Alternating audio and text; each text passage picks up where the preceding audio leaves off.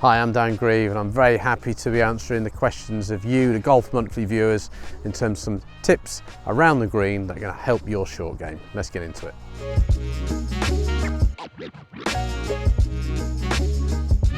Hey Dave, thanks for your question on the yips, and listen, it's a serious subject. It's not something that any golfer wants, and it really will curb your enjoyment of the game, I'm sure. But you need to understand that really the yips is 99% neurological, as in mental, and 1% technical. But I'll run through some technical bits, but really it's about how you approach the shot mentally, and you need to sort of just be patient with it and rewire the brain. You start in some better shots, your brain starts to say, maybe I can do this, and you start to get away from it. But just technically, if you're feeling a bit edgy around the greens and you've got the yips, I really would try and get as little loft in your hand as possible. That really is the first thing. You start using your wrist too much, it's very hard to manage what's happening at the bottom. And let's be honest, we get the yips because it's just a total fear of what might happen when you hit the ball, and it's a totally involuntary movement through the shot.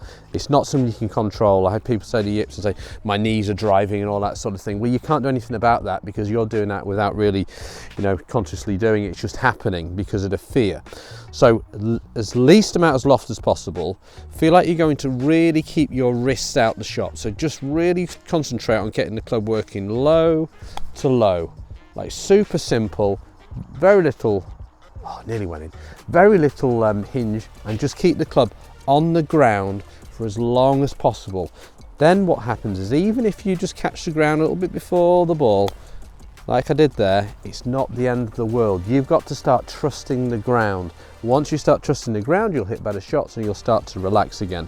But just something as well that might help in terms of moving away from internal thoughts. With the internal thoughts about what you've got to do technically, you've got to try and get a little bit more into the external thoughts, and that's worrying less about what might happen in terms of the strike and in terms of the technique, and focusing more on about perhaps a rough area where you'd like to land the ball and what sort of flight you'd like to land it. So trying to paint a better picture of the shot, what you're trying to achieve, can help you get a little bit more positive in terms of how you see the shot.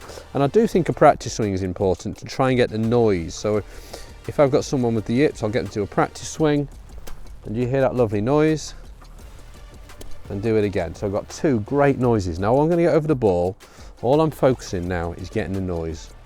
Get the noise and land it roughly where I'd like to land it, and then I get a nice result. So really let the noise, let the external factor, the sense of sound, just try and help you a little bit. So hopefully that helps. A little bit less loft.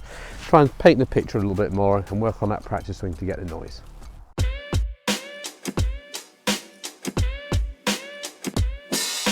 Hey Phil, thanks for your question on club selection around the greens. And although there's some merit in certainly sticking to one club to try and get used to it and becoming familiar with how the ball reacts, I think if you're super talented and playing a lot, I think that's maybe something you can look at. But for 99% of golfers, it's so much easier using different clubs to get the ball to different pins. For example, the shorter pins, a little bit more loft, and the pins that are further away, a little bit less loft. You're changing the spin of the ball and the speed of the ball for the pin you're playing to, makes life a lot easier. So we've got 4 pins down this green here. Just to sort of quickly show you here, I've got my sand wedge for this pin here. The pin is short in terms of the distance from the fringe, and it's downhill, so I need a bit of spin.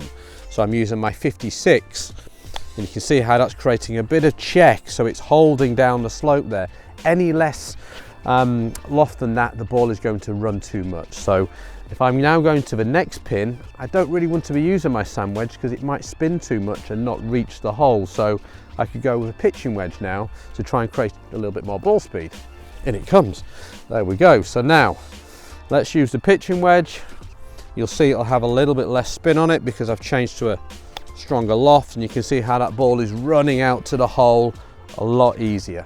If I'm going to the next flag now, that's sort of another 20 feet. Let's go for a 9-iron, and the 9-iron will have even less spin and more ball speed, helping its way towards that pin. And you'll see how that's going to run. Very little spin on it, pretty good. And then if we go to the very back pin, I mean that's getting on for 30 yards. Go to a 7-iron, and that gives me more speed that I need to get right out to that pin there, and down it goes, running down there towards the pin, pretty good job. So really make life easier, use different lofts to help you get to different pins.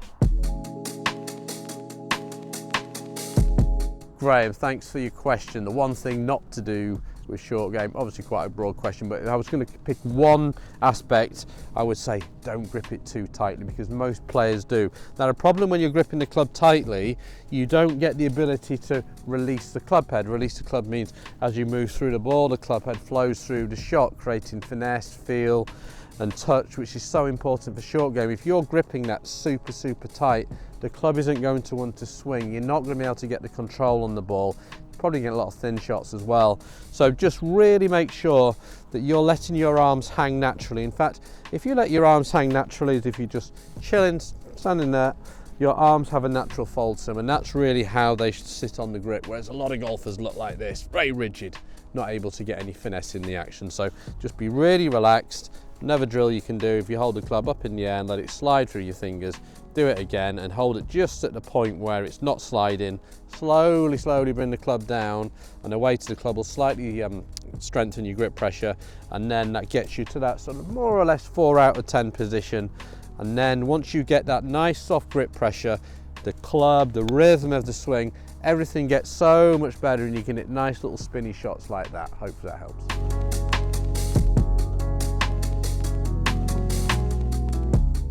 Hey Tom, thanks for your question on pitching. You say you're getting steep into it, big deep divots, struggling to get strikes. So basically steep means the club is travelling down for too long this way and it's getting caught in the ground here. So the best pitching drill, if you want to shallow it, is to try and get away from the feeling of hitting down on it. We need to get the club releasing and feeling a bit more of a draw feel is the best way to do this. Most people that get steep are sort of try and play more of a cut shot, which is a bit of a steepening ingredient. So if you do this, if you tee the ball up as if you're hitting a driver, wooden tee, driver height, and then just get the feeling of hovering the club at the bottom of the ball, even maybe drop your trail foot back a little bit and just feel like you're going to clip the ball off the tee peg. And what you should find is your instinct will take over and just clip it much shallower through the ball. So if we give that a go, we're going to just clip that off the tee peg, and you can see there's that little bit of draw on it and a ton of spin, and that will help you shallow it out and just pick the ball a little bit more rather than those big deep divots. Hopefully that helps.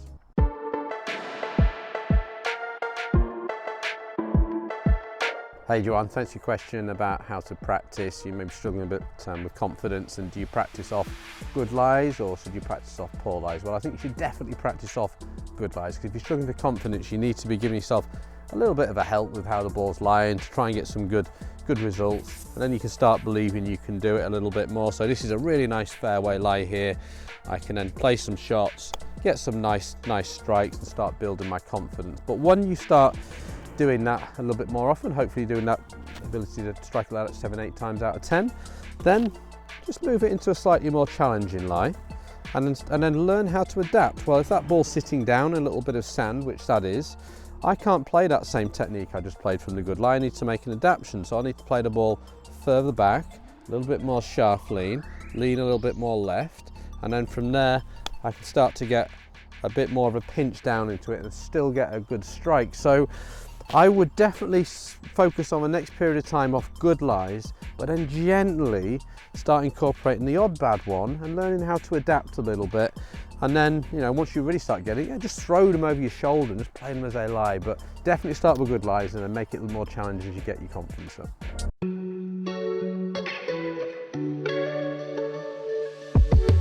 Alexander, thanks for your question on distance control out the sand.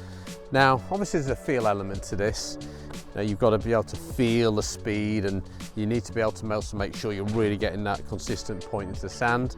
Too much sand, you're going to struggle. But assuming you've got some feel and you're hitting the sand in the right spot, something I see golfers not doing enough of is actually changing the loft enough. So I've got a pin here which is on a really quick, firm downslope, which really needs a shot that's only going to carry around about 5 yards. So I would use my most lofted club, my 60, and that alone is going to help me hit this shorter shot. I might get a little bit further away from the ball, drop the hands down a little bit as well on these short ones, and I can just pop it out, and that's about as good as I can do to that pin but I've used the right club. Now, if I'm playing to a pin that is a little bit further away, I don't really want to struggle with trying to use more loft, such as a 60. I'll go to my second most lofted, my 56. It helps propel the ball out a little bit further with a little bit more speed without having to hit it harder.